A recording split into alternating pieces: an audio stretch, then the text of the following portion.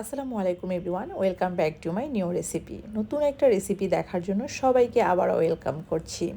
আজকে ছোট বড় খেতে পছন্দ করে এমন একটি রেসিপি আপনাদের সাথে শেয়ার করব। আশা করি সবার অনেক ভালো লাগবে। আর সেটা হচ্ছে চিকেন ললিপপ। চিকেন ললিপপ খেতে আমার বাচ্চারা তো খুবই পছন্দ করে, এমনকি আমরাও অনেক পছন্দ করি। আর আমার হাতে রেসিপিটি কিন্তু খুবই দুর্দান্ত হয়, বলতে পারেন একটা সিগনেচার আইটেম। চলে শুরু করি আজকের রেসিপি। আর চিকেন আইটেমটা নিয়েছি আমি এখানে সবগুলো লেগ পিস। আর ট্রাই করবেন লেগ পিস দিয়ে এই ললিপপগুলো তৈরি করার জন্য।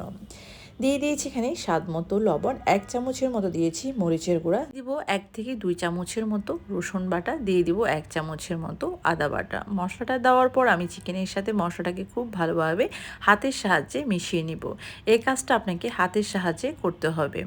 এই চিকেনটা আমি রেস্টে রেখে দিব প্রায় 3 থেকে 4 ঘন্টার জন্য। আপনার হাতে যদি সময় কম থাকে সেক্ষেত্রে আপনি মিনিমাম আধা ঘন্টার জন্য এটা রেস্টে রাখতে পারেন।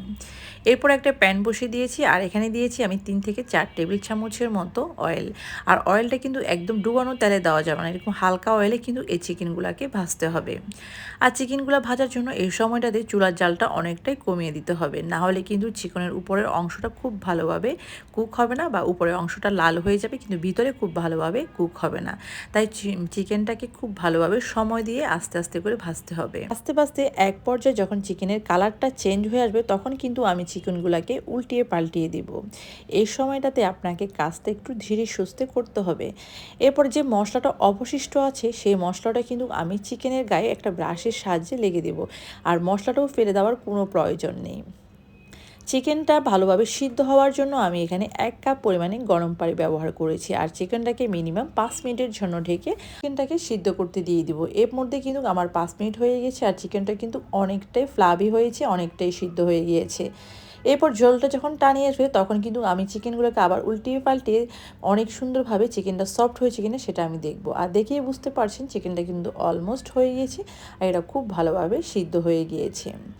এখন আমি চিকেনগুলোকে একটা পাত্রে ঢেলে নিব। আর চিকেনগুলোকে আমি খুব ভালোভাবে একটা কাঁটা চামচের সাহায্যে সবগুলো চিকেনটাকে আলগো করে নিব।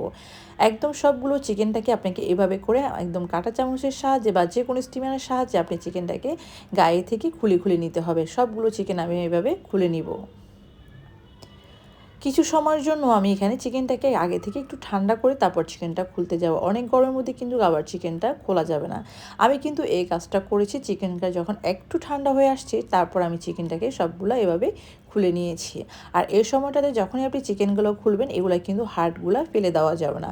আপনি কিন্তু হাড়গুলো দিয়ে আপনাকে চিকেন ললিপপের সম্পূর্ণ কাজটা শেষ করতে হবে। কাঁটা চামচের সাহায্যে আমি চিকেনগুলোকে একদম ভালোভাবে একদম খুলে খুলে নিচ্ছি, কারণ আপনাকে এগুলোকে খুব ভালোভাবে ফিনিশিংভাবে চিকেনগুলোকে খুলে নিতে হবে। আর আমি কিভাবে কাজটা করতেছি আশা করি আপনারা সবাই আমার ভিডিওটা দেখে বুঝতে পারছেন। যারা পারফেক্টলিভাবে এই চিকেন ললিপপটা বানাতে চান তারা আজকে সম্পূর্ণ ভিডিওটা দেখবেন। এখানে দিয়েছি 1 কাপ পেঁয়াজ কুচি, দিয়েছি কিছু ধনেপাতা, দিয়েছি 6 থেকে 7টার মতো কাঁচামরিচ কুচানো, দিয়ে দিয়েছি এখানে হাফ চামচের মতো ভাজা জিরা, দিয়েছি হাফ চামচের মতো গোলমরিচ গুঁড়ো। আপনি চাইলে এখানে সাদা গোলমরিচটাও ব্যবহার করতে পারেন। দিয়েছি 2 চামচের মতো কর্নফ্লাওয়ার আর দিয়ে দিব স্বাদ মতো লবণ। লবণটা কিন্তু অবশ্যই ব্যালেন্সে দেওয়ার ট্রাই করবেন, যেহেতু আমরা লবণ দিয়ে আগে কিন্তু মেরিনেট করে রেখেছি। এখানে আমি 2টা আলু সিদ্ধ করে নিয়েছি, প্রায় 1 কাপের মতো হয়েছে। আমি আলুটাকে ম্যাশ করে দিয়ে দিয়েছি আর দিয়ে দিয়েছি এখানে হাফ কাপের মতো মজেলা চিজ। আমি যে ইনগ্রিডিয়েন্টগুলো ইউজ করেছি আশা করি আপনারা এই রেসিপিটি এভাবেই ট্রাই করবেন। আমি হাতের সাহায্যে খুব ভালোভাবে একসাথে মশলাগুলোকে ভালোভাবে একদম ম্যাশ করে নিয়েছি। আমরা যেভাবে আলুর চপ বানাই ঠিক এভাবে করে আমি একদম চিকেনের সাথে ভালোভাবে সব কিছু এভাবে মিশিয়ে করে নিয়েছি। এরপর এখন আমি হাতের সাহায্যে আমি যে চিকেনের হাড়গুলো রেখেছি এই চিকেনের হাড়গুলোকে ঠিক যেভাবে আমরা লেগ পিস তৈরি হয়, লেগ পিস থাকে, আমি ঠিক লেগ পিসের মতো করে এভাবে আবার তৈরি করে নেব। সোজা কথা হচ্ছে আমি লেগ পিসগুলোকে খুলে আবার নতুন করে লেগ পিস তৈরি করেছি। আর কিভাবে তৈরি করেছি আপনারা দেখে হয়তো বা বুঝতে পেরেছেন। সবগুলো ললিপপের চিকেনটাকে আমি ঠিক এভাবে করে তৈরি করে নিয়েছি।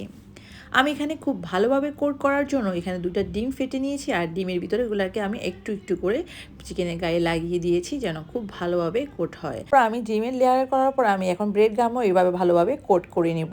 আর এভাবে রেসিপিটি করলে কিন্তু খুবই দুর্দান্ত হয়, খুব ইউনিক একটা রেসিপি। বাসায় কিন্তু অবশ্যই ট্রাই করে দেখবেন আজকের এই রেসিপিটি। এরপর এখানে আমি তেল গরম দিয়ে দিয়েছি অলমোস্ট চিকেনগুলোকে ভাজার জন্য। এরপর আমি চুলার জালটা অনেকটাই কমিয়ে রেখে আমি এখন এগুলাকে ভাজতে দিব। এই সময়টাতে আপনার চুলার জালটা কিন্তু একদম কমিয়ে রাখতে হবে, না হলে কিন্তু উপরের অংশটা লাল হয়ে যাবে আর ভিতরের অংশটা কিন্তু খুব ভালোভাবে কুক হবে না। তাই সময় দিয়ে এই সময়টাতে চিকেনগুলোকে আস্তে আস্তে আপনাকে ভাজতে হবে। আস্তে আস্তে যখন আমি এভাবে উল্টিয়ে পাল্টিয়ে দিচ্ছি আর বারবার উল্টিয়ে পাল্টিয়ে দেওয়াতে চিকেনের কালারটা কিন্তু সবগুলো সমান পাশে সুন্দরভাবে ভাজতেছে আর কালারটাও কিন্তু খুবই সুন্দর আসতেছে। যখন অনেকটাই কালার চেঞ্জ হয়ে আসবে তখন কিন্তু আমি চিকেনটাকে নেমে নেব। আর দেখেই বুঝতে পারছেন আমি কি কালার করে চিকেনটাকে নামাচ্ছি। এই নাস্তাটা কিন্তু আপনি এভাবে তৈরি করলে খুবই ইউনিক হয় আর খেতেও কিন্তু এটা ভীষণ মজাদার। আর আপনি চাইলে কিন্তু এই রেসিপিটি আপনার যে কোনো ওকেশনে এই রেসিপিটি রাখতে পারেন। আশা করি সবার অনেক বেশি ভালো লাগবে। আজকের আমার এই রেসিপিটি আপনাদের কাছে কেমন লেগেছে অবশ্যই কমেন্ট করে জানাবেন। আমার কিন্তু আপনাদের সাথে এই রেসিপিটি শেয়ার করে খুবই ভালো লেগেছে। আর এই রেসিপিটি যখন আপনি করবেন তখন কিন্তু আপনি অবশ্যই স্যাটিসফাই থাকবেন। ভালো থাকবেন সবাই। আল্লাহ হাফেজ। Thank you for watching.